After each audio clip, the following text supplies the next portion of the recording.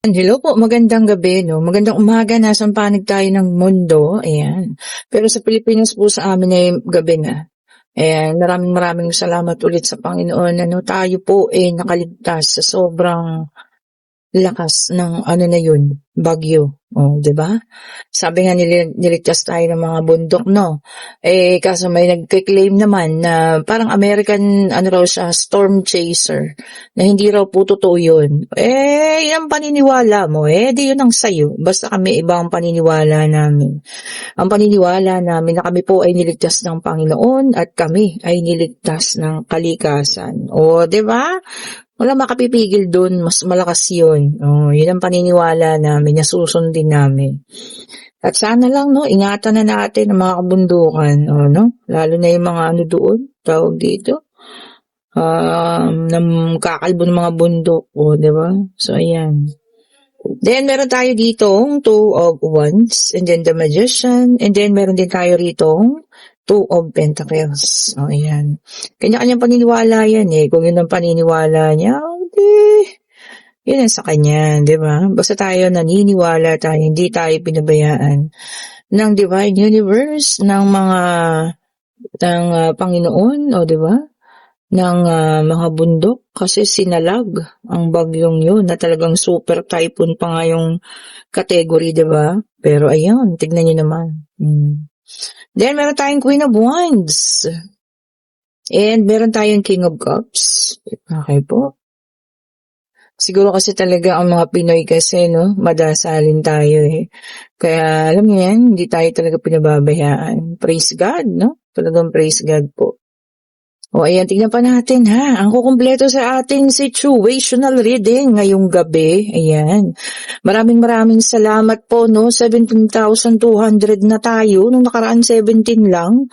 O, diba? Hindi, ibig sabihin 17,000 lang. Tapos ang bilis. Ilang araw lang. Nadagdagan agad ng 200. Salamat po sa inyo, ha?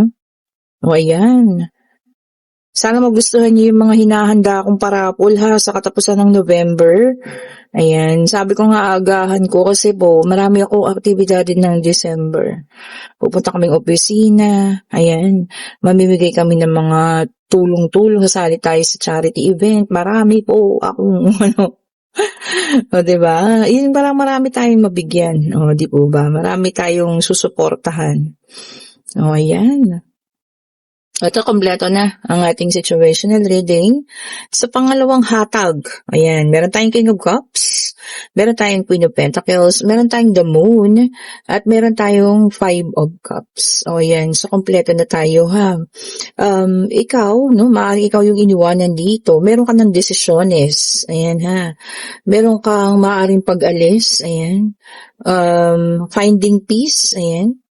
And meron na rin pagbabalanse sa lahat ng mga bagay-bagay, kumbaga inaayon mo na yung buhay mo.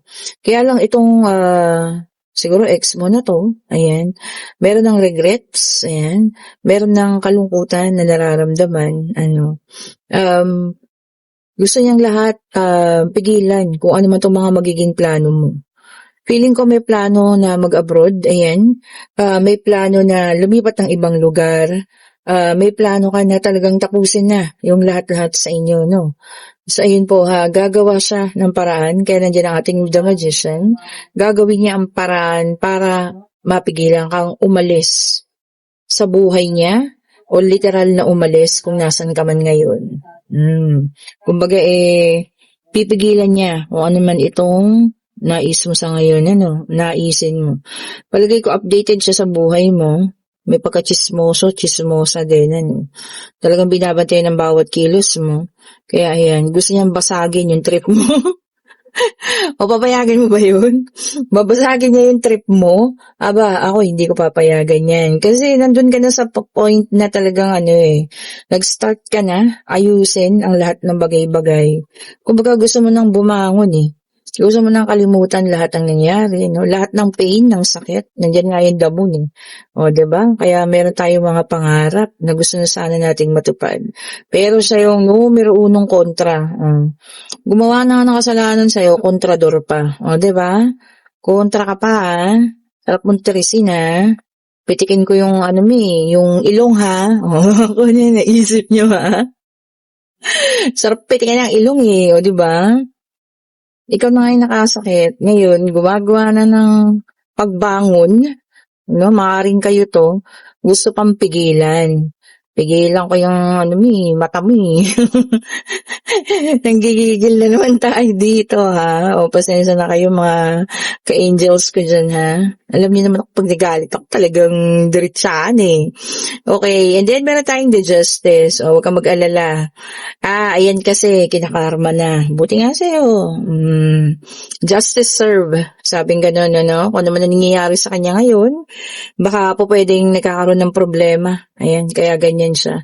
Ay, tignan niyo naman ito, Queen of Pentacles. Talagang hindi rin mapipigilan po. Kahit pigilan niya ha, dalawahin pa ng kamay niya, hindi po mapipigilan ng pag-ayos ng buhay ninyo. Oh, diba? Nakita mo, Queen of Pentacles, hawak-hawak ko na ang malaking Pentacles. Ibig sabihin po, malaking grasya ang paparating sa inyo ha. Or talagang yung, alam niyo, yung drive ninyo para maayos na yung buhay niyo, nandiyan na. Kumbaga talagang yun na yung gusto mo sa ngayon, ano? Hindi mo na siya iniisip. Wala na siya sa sistema mo.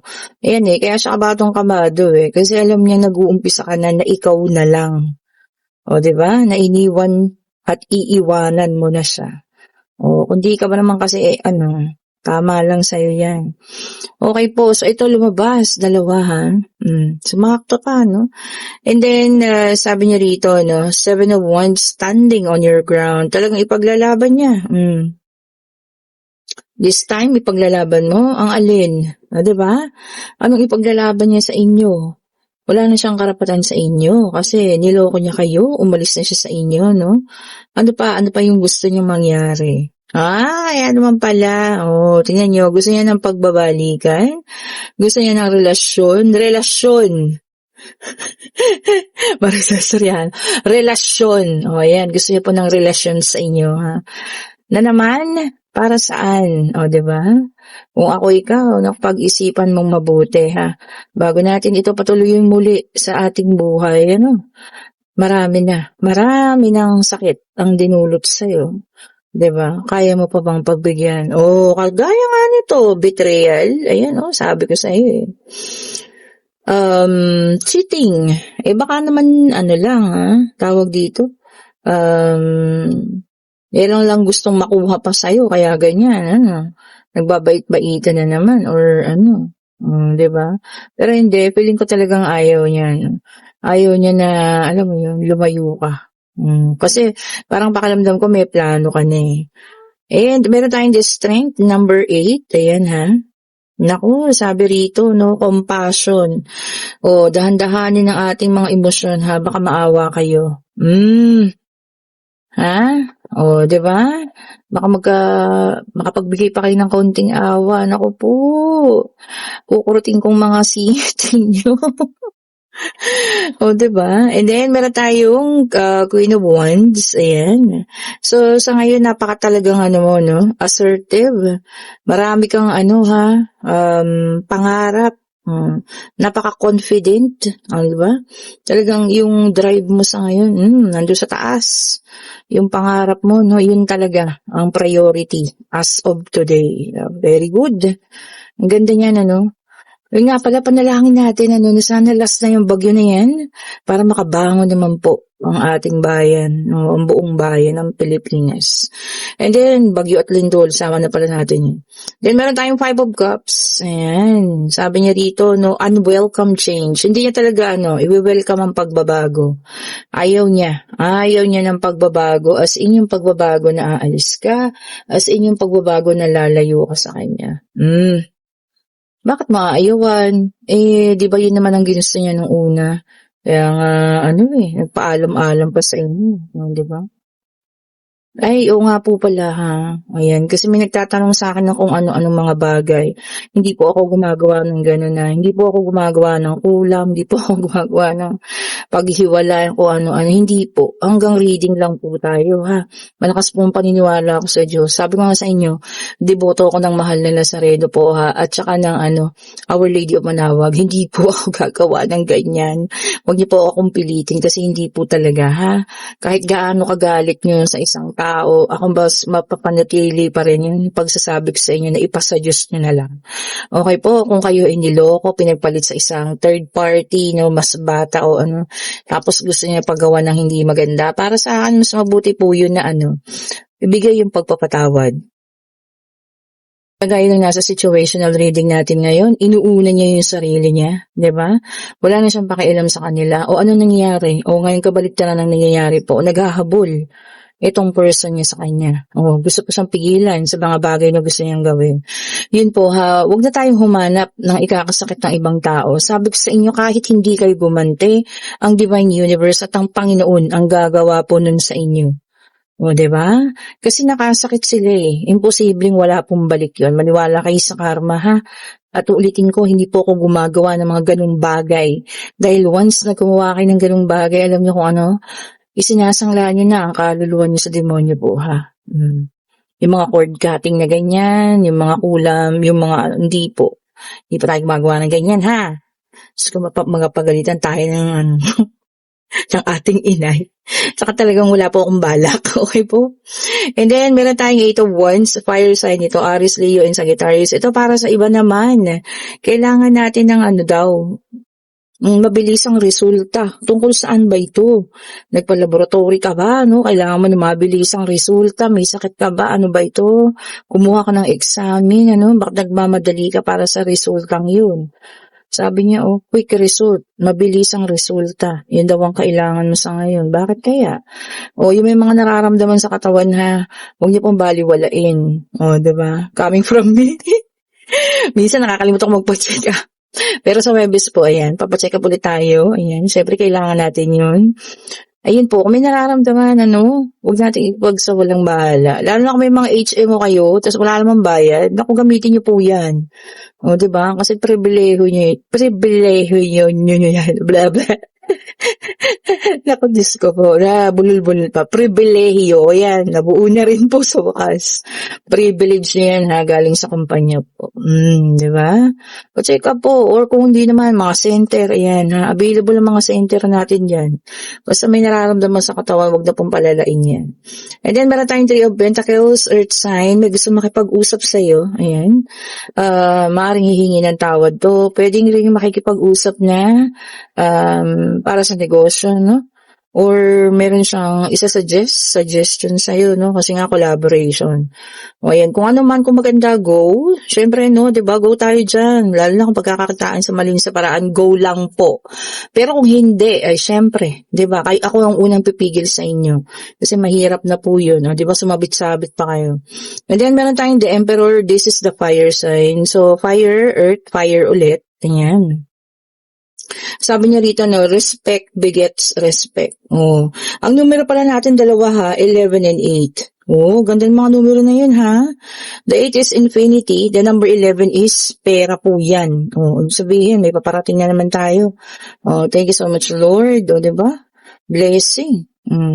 Sabi pala doon, respect begets respect. So kung nagre-respeto mo ibang tao, ganun din daw po ang makukuha mo ha.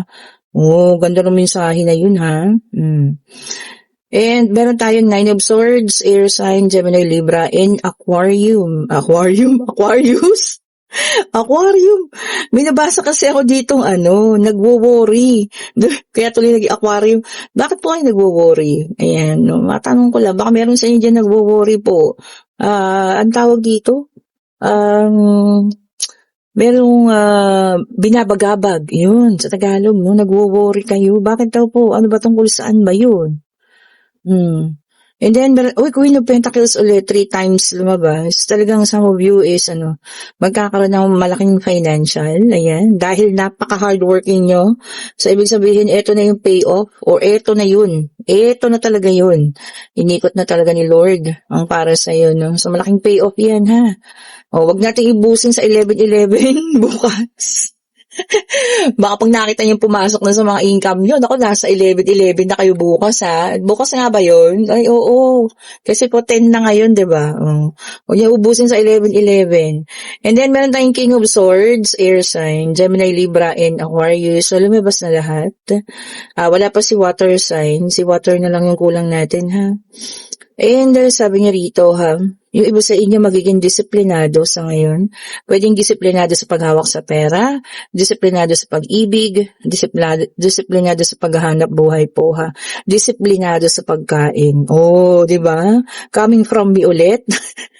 Disiplinado sa pagkain. Ang lakas mo kumain ng matamis. O, di po ba? Hindi ko maiwasan eh, no?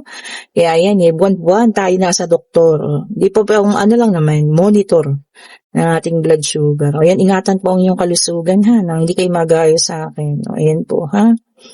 Ayan, tignan pa natin, ano, dalawa pa ang kulang. Ayan, pwede na rin kayo maghanda ng katanungan ninyo ha, para mamaya. Yes and no card ang sagot, ano. Tingnan pa po natin. Ayun, nagpupumilit. Pagbigyan natin. And then, meron tayo rito, 6 of Pentacles. Ayan. So, may mga nangangailangan po ng tulong. Ayan, ha. Marami daw po. Or meron at meron tutulong. Ayan. Matutong humingi. Ayan. Matutong magpasalamat din. Ano kung mabigyan tayo. Ayan po, ha. May mag-aabot ng mga, ano yan, extended hand. Or mga tulong talaga. Or baka naman, ang ikaw sa mga nag-iisip, ano kung paano makatulong. Ayan. Salamat sa iyo. Lalo na kung may kakayahan ka, ha. O, di ba po naman? And then, meron tayong the Hermit, which is an earth sign. Ayan.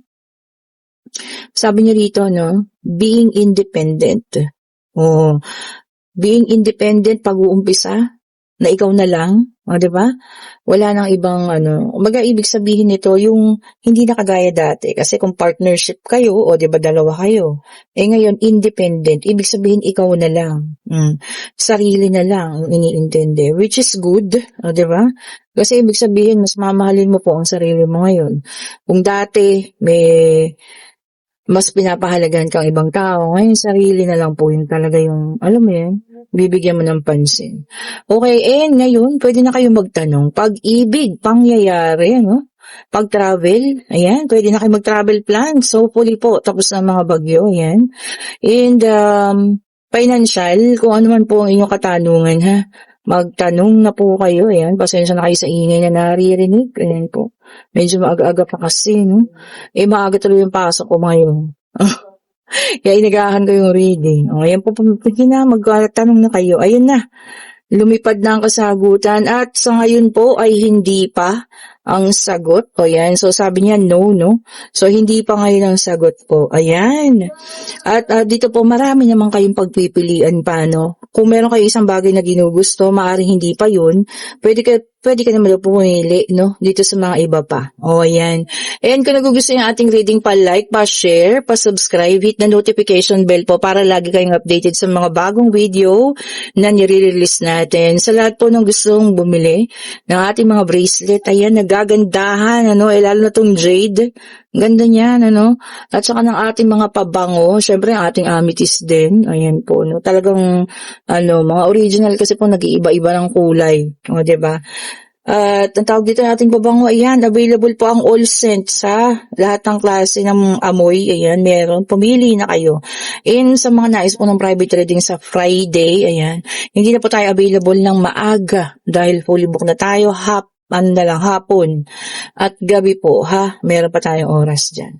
Okay po, thank you so much for watching. Ayan, sana po ay nagustuhan niyo ang ating reading for today. Ito na yung ating pangalawa for this day, November 10 of 2025. Ingat po ang lahat. Bye-bye po sa inyo.